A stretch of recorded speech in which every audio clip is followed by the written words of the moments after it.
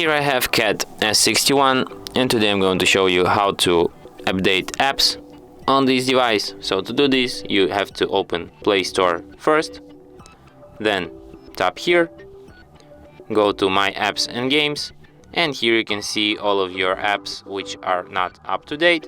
You can update them one by one by tapping this update button next to them, or you can just tap update all and update them all at once, but this could take some time, so it's for you to decide how to update your unupdated apps.